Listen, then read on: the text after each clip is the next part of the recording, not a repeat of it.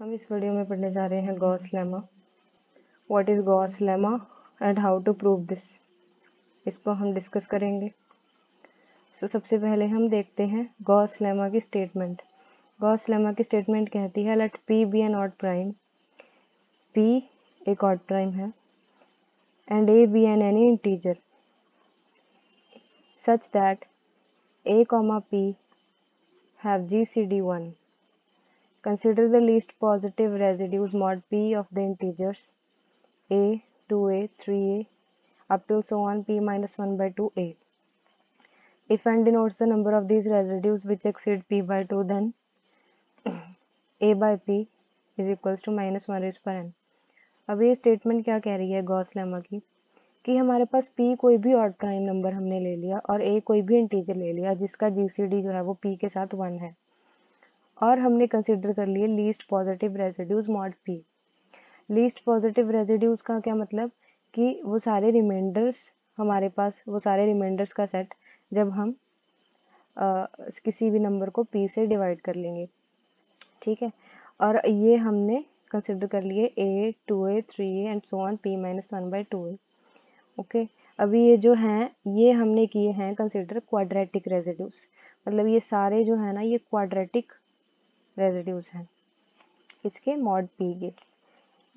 सो अगर इनमें से if n denotes the number of these residues which exceed p by 2, मतलब इनमें से वो वाले नंबर मॉड p करने के बाद वो वाले नंबर जो p बाय 2 से बड़े हैं, अगर वो n हैं तो ये जो a बाय p है नोटेशन, ये किसके बराबर हो जाएगी माइनस 1 रेस्ट पर n के।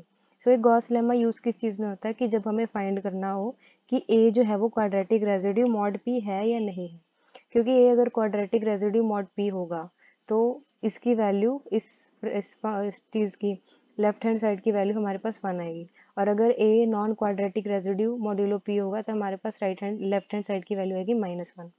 सो बेसिकली ये हमें एक तरीका बताता है कि कैसे हम चेक करें कि a जो हमारा है वो क्वाड्रेटिक रेसिड्यू मॉड p है या नहीं है। तो वो डिपेंड करेगा n के ऊपर, that is number of the quadratic residues exceeding this p by 2। Alright, so हमें पता है कि 1, 2, 3 and so on p minus 1 by 2 हमारे पास क्वाड्रेटिक रेसिड्यूज होते हैं, है ना। तो a उसको सभी को a से मल्टीप्लाई कर दिया तो वो भी क्वाड्रेटिक रेसिड्यूज होंगे, है ना। सो इसका प्रूफ देख लेते हैं। सो ये this is a very strong theorem. ये स्ट्रॉन्ग थ्योरम क्यों है? क्योंकि ये थ्योरम जो है ना ये हमें यूज बताती है कि किस तरीके से हम पता कर सकते हैं कि a जो है वो p का क्वाड्रेटिक रेसिड्यू है या नहीं है, ठीक है।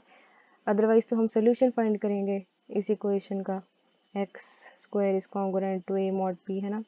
X square is congruent to a mod p। अगर हमारे पास a जो है वो क्वाड्रेटिक रेसिड्यू होगा तो पर्टिकुलरली इसका सोल्यूशन हमें फाइंड करना पड़ेगा, लेकिन इसका सोल्यूशन फाइंड करे बिना भी हम बता सकते हैं कि ये जो है वो क्वाड्रेटिक रेसिड्यू मॉड p है या नहीं है, ठीक है। सो उसके लिए गॉस का लेमा बहुत अच्छा है, बहुत यूज़फुल है। सो इसका प्रूफ हम देख लेते हैं क्या करना है गॉस लेमा में। सो सबसे पहले कंसिडर कर लो integers a, 2a, 3a and so on p minus 1 by 2a। मतलब पहले हमें कुछ नहीं करना, जो हमें स्टेटमेंट में दिया हुआ है ना, एक्चुअली यहाँ पे एग्जाम में आ सकता है स्टेटमेंट प्रूफ गॉस लेमा, तो आपको स्टेटमेंट तो याद करनी पड़ेगी। तो स्टेटमेंट में जो ये नंबर्स दिए हुए हैं इन इंटीजर्स को हम कंसिडर कर लेंगे, और सबसे पहला हमारा क्लेम है कि ये सारे जो हैं आपस में इनकॉन्ग्रुएंट मॉड्यूलो p हैं। ये हमारा पहला स्टेप है लेमा को प्रूव करने का, मतलब ये इंटीजर जो हैं इनमें से कोई भी दो आपस में कॉन्ग्रुएंट नहीं हो सकते। सो अगर होंगे इसको, इस क्लेम का हमें प्रूफ भी देना पड़ेगा। तो उसके लिए हम क्या करेंगे कि मान लेंगे कि if it is possible, suppose r a is congruent to s a mod p, if r and s lies between 1 and p minus 1 by 2। अगर पॉसिबल है तो इनमें से दो किसी दो को कॉन्ग्रुएंट कंसिडर कर लो। सो जब हम इसको कंसिडर करेंगे कॉन्ग्रुएंट तो इसमें से यहाँ से भी और यहाँ से भी a कट जाएगा, a will get cancelled. Why? Because a and p have GCD 1. So it can be cancelled from both the sides and we are left with r is congruent to s mod m. Now r and s are both less than equals to p minus 1 by 2. So यहाँ से आ जाएगा p divides r minus s, ठीक है, p divides r minus s. But as we know r minus s is gonna be less than p minus 1 by 2, मतलब r minus s is less than p and p is a prime number. Right. So if r minus S is less than p and still p is dividing r minus S, तो हमारे पास choice क्या है कि r minus S 0 ही है, and hence we get r is equals to s। Alright, now हमारे पास ये क्लेम, हमने पहला क्लेम प्रूव कर दिया कि वो सारे जो नंबर दिए हुए थे वो इनकॉन्ग्रुएंट हैं। दूसरा हम करेंगे ये काम, ठीक है। पहले हमने क्या करना है, divide a 2a and up till so on p minus 1/2a by p। हमने इन सभी नंबर्स को p से डिवाइड कर दिया, मतलब इन सभी नंबरों के ऊपर मॉड्यूलो p ऑपरेशन लगा दिया। उसके बाद हमने कंसिडर कर लिए सेट्स। पहला सेट क्या है, let a is equals to alpha 1, alpha 2 and so on, alpha m be the set of all positive residues which are less than p by 2 and b be the set of all positive residues which are greater than p by 2। मतलब less वाले set में ए set में consider कर लिए और greater वाले B set में consider कर लिए। अब क्योंकि ये बीटा 1 बीटा 2 बीटा n सारे p by 2 से बड़े हैं, इसका मतलब जो p minus beta 1, p minus beta 2 and so on p minus beta n है, ये सारे p by 2 से कम होंगे।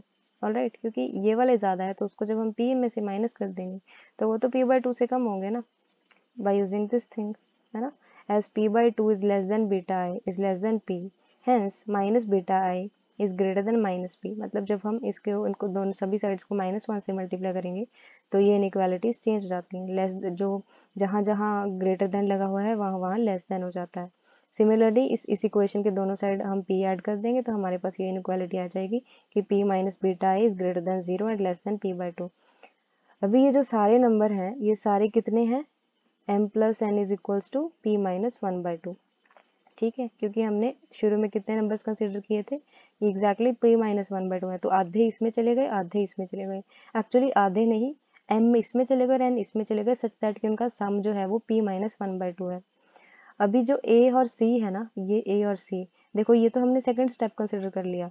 अब ये हमारा तीसरा पार्ट है, थर्ड स्टेप में हम क्या बता रहे हैं कि जो a और c के मेंबर्स हैं ना, जो हमने ये a सेट फॉर्म किया और ये हमने c सेट फॉर्म किया, ये सारे 0 और p by 2 के बीच में लाई करते हैं, ये तो हमें पता ही है, और ये डिस्टिंक्ट है, मतलब इनमें से कोई भी आपस में कॉन्ग्रुएंट नहीं हो सकता, ठीक है। ये हमारा क्लेम है, ये तीसरी चीज़ हमें प्रूव करनी है, तो ये हमारा क्लेम है, तो ये हमारा क्लेम है तो इसको प्रूव भी करना पड़ेगा। सो प्रूव करने के लिए हमें मान लिया कि इफ़ सपोज पॉसिबल कि कोई अल्फा आई p माइनस बीटा जे के कॉन्ग्रुएंट है, suppose if this is possible, तो हमें ये पता है कि जो अल्फा आई है वो किसी ना किसी अल्फा ए के कॉन्ग्रुएंट होगा, क्योंकि हमने ये एग्जैक्टली यही ये जो अल्फा 1 अल्फा 2 अल्फा में इन्हीं में से कोई उठाया है ना।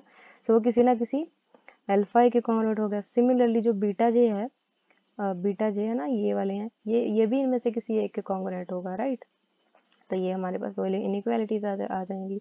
तो इनका जो सम है अल्फा आई प्लस बीटा जे वो किसके बराबर रहेगा, अल्फा प्लस बीटा ए, लेकिन ये किसके बराबर है, पी के। कैसे, क्योंकि ये हमने यहाँ से करेंगे तो अल्फा आई प्लस बीटा जे को इधर ले गए तो एग्जैक्टली पी बन गया। सो हेंस ये अल्फा प्लस बीटा ए, इन दोनों में से ट्रांजिटिव, इन दोनों इक्वेशंस को ऐड करेंगे और फिर ट्रांजिटिव प्रॉपर्टी लगा के we get a plus b a, alpha plus beta is congruent to 0 mod p। इसका मतलब alpha plus beta is congruent to 0 mod p, क्योंकि a और p का जीसीडी तो 1 है। लेकिन ये तो इम्पॉसिबल है क्योंकि अल्फा प्लस बीटा खुद p माइनस 1 से कम है, इसका मतलब p अल्फा प्लस बीटा को डिवाइड नहीं कर सकता। इसका मतलब ये जो a यूनियन c हमारे पास सेट बना, ये सारे जो एलिमेंट्स है ये आपस में डिस्टिंक्ट हैं, और ये कितने एलिमेंट्स हैं, p माइनस 1/2, और एग्जैक्टली किस इंटरवल में लाई कर रहे हैं, 1 p माइनस 1/2।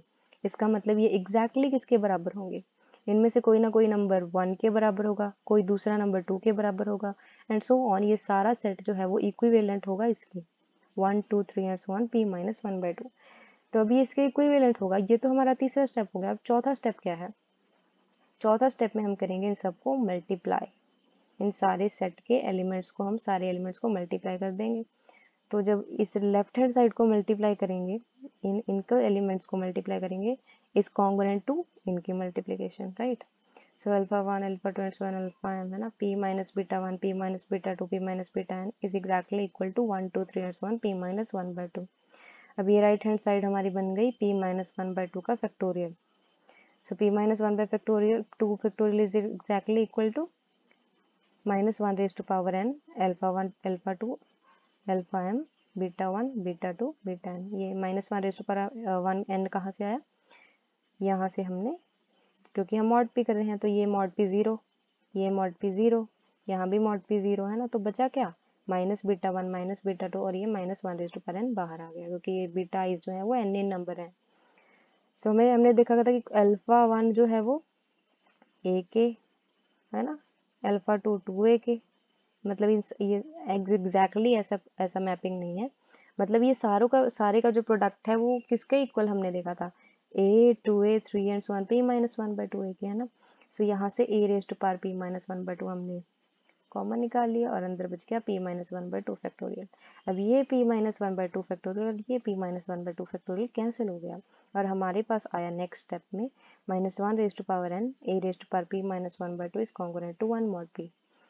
तो दोनों साइड हम minus 1 raise to power n से मल्टीप्लाई कर देंगे and hence we get minus 1 raise to power 2n a raise to power p minus 1/2 is congruent to minus 1 raise to power n mod p।